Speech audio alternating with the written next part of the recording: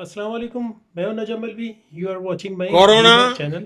यानी चैनल पे आप कोई रोड पर ना निकलने। जो आपके सामने से कोरोना यानी कोई रोड पर ना निकले। The Prime Minister, campaigning in Asansol, said he was delighted, I think the word was elated, to see the large crowds that had gathered at his rally. मैं जहां देख सकता हूं मुझे लोग ही लोग दिखते हैं, बाकी कुछ दिखता ही नहीं है। क्या क्या कमाल कर दिया आप लोगों ने। This on a day when India has reported over 2 lakh coronavirus cases for the third consecutive day. पहले 10 लाख केस 231 दिन में हुए, आखिरी 10 लाख केस 19 दिन में हुए थे।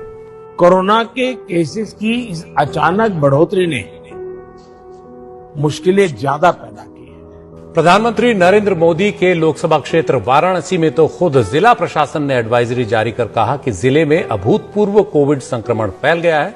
जिले की व्यवस्था चरमराती दिख रही है। अस्पतालों में दवाएं नहीं मिल रही, जांच नहीं हो पा रही। ये तस्वीर अहमदाबाद की है, जहां पर सिविल अस्पताल के बाहर 108 एम्बुलेंसेज की लाइन लगी हुई है। इनमें कोरोना मरीज हैं जिनको अस्पताल लाया गया है, लेकिन अंदर भीड़ इतनी ज्यादा है कि मरीजों को 6 से लेकर 8 घंटों तक एम्बुलेंस में ही इंतजार करना पड़ रहा है। गुजरात के बाद चलते हैं महाराष्ट्र के चंद्रपुर। यहां एक बेटा 24 घंटे तक अस्पतालों के चक्कर काटता रहा कि अपने पिता को भर्ती करा सके। बेटा चंद्रपुर से तेलंगाना ले गया, वहां भी बेड नहीं मिला तो वापस लौट आया, फिर यहां भी वापस चंद्रपुर में बेड नहीं मिला। गाड़ी में का ऑक्सीजन भी खत्म हो रहा है। अगर नहीं यहाँ पे बेड अवेलेबल कर सकते तो कम से कम इंजेक्शन देके मार तो भी डालो ना। मैं इनको घर ले जा सकता और ना यहाँ पे बेड मिल रहे।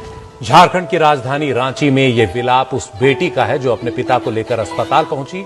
अस्पताल की पार्किंग में आधे घंटे तक वो इंतजार करती रही और जब किसी तरह पिता को डॉक्टरों के पास पहुंचाया तो डॉक्टरों ने उन्हें मृत घोषित कर दिया।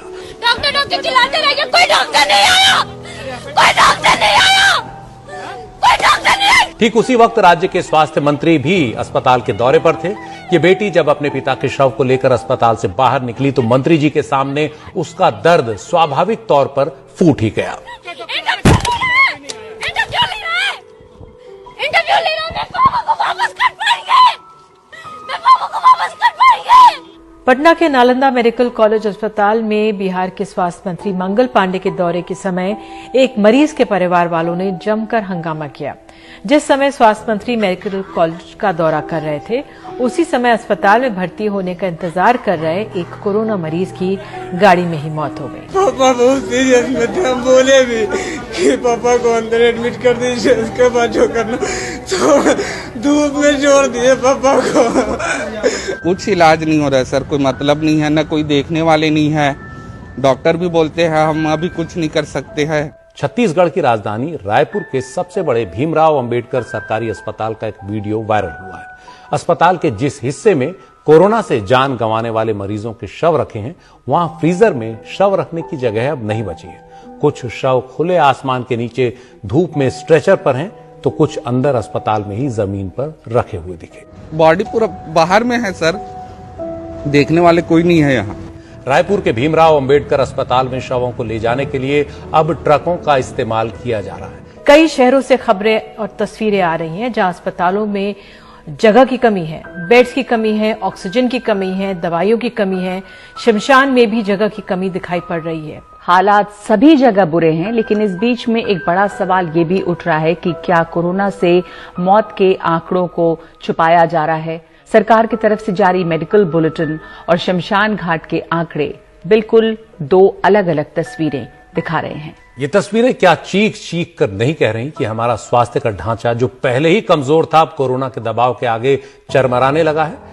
कि भाई जब हमने जिंदगी भर लड़ाई मंदिर मस्जिद और हिंदू मुसलमान के लिए लड़ी है, तो हम सरकार से बेड अस्पताल की अपेक्षा क्यों कर रहे हैं? वो रातों रात चमत्कार क्यों करेगी? हमको जो चाहिए था वो तो दिया ना उसने। ध्यान रखिए, अगर कुंभ को लेकर भी सतर्कता नहीं बरती गई तो तस्वीर भयावह हो सकती है। पता नहीं अब तक कितने लोग कोरोना की चपेट में वहां आ चुके हों। ये तस्वीरें गवाह होंगी अगर कल इस भीड़ से कोरोना विस्फोट हो जाए। कहां से करेंगे उनके इलाज के इंतजाम? पहले ही सारा ढांचा चरमरा रहा है। इस बार लोग पहले की अपेक्षा बहुत अधिक कैजुअल हो गए।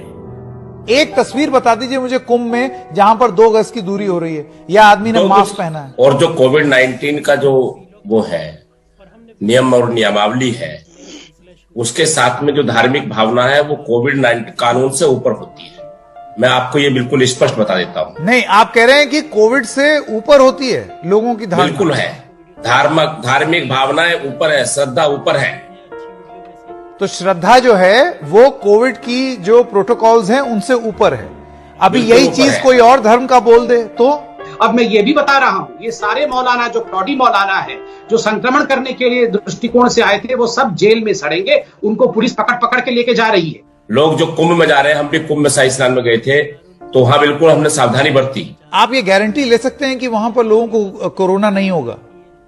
गारंटी तो व्यक्ति की अपनी नहीं है, क्या किसको हो जाए। हम किसी की रात पैरवी कर रहे थे। फिर आप मुझे ये बताइए कि आपके प्रदेश में जहां मुख्यमंत्री खुद कोरोना संक्रमित हो गए हैं, वो पॉजिटिव हो गए हैं, और इतने सारे बड़े बड़े नेता, लखनऊ की क्या बुरी स्थिति है मुझसे बेहतर आप जानते हैं। क्या बोले, मैं समझा नहीं। क्या बुरी स्थिति है मुझसे बेहतर आप जानते हैं। लोग जो कुंभ में जा रहे हैं, हम भी कुंभ में शाही स्नान में गए थे, तो वहां बिल्कुल हमने सावधानी बरती। Few moments later. क्या बुरी स्थिति है मुझसे बेहतर आप जानते हैं।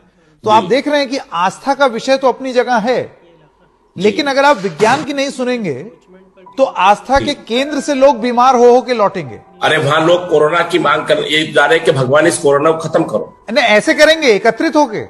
कोरोना को यही तो चाहिए। मैंने पहले भी कहा था, ये कोरोना एक ऐसी चीज है कि जब तक आप उसको लेकर के नहीं आओगे घर में नहीं आता है। क्या हरिद्वार में जुटे ये श्रद्धालु वापस अपने घरों को नहीं जाएंगे? इस भीड़ में जाने किस किस के भीतर कोरोना का वायरस छुपा हुआ। आप 27 तारीख का गंगा मां का स्नान करिए, लास्ट कुंभ है अब देखिए वहां कितनी शक्ति मिलने वाली है। फिर आपको भी मैं तो बस यही जानता हूं कि ये जो भी अपार शक्ति की आप दिव्य शक्ति की बात कर रहे हैं वो हमारे डॉक्टरों को मिल जाए, क्योंकि जिस तरीके की स्थिति उत्पन्न होने वाली है, और हर डॉक्टर यही चीज बोलेगा कि इस तरीके के जमावड़ा यही चाहिए कोविड को, क्योंकि जो स्थिति उत्पन्न होगी उससे हमारे डॉक्टर कैसे निपटेंगे, उनको ये शक्ति चाहिए। जब अस्पताल में कोई भी मरीज होता है, हमारे घर का मरीज भी है, हम भी मरीज होकर बने कई बार, तो बाद में डॉक्टर भी ये कहता है कि भगवान पे छोड़ दीजिए और ईश्वर पे छोड़ दीजिए। तो सरकार का इंतजाम बहुत अच्छा है, जो मौत से बच जाए वो अपनी खैर मनावे। कोविड आज का दिन में नहीं है, यहाँ मास्क पहनने की जरूरत नहीं है, तो क्यों बेकार का आप एक पैनिक क्रिएट करें।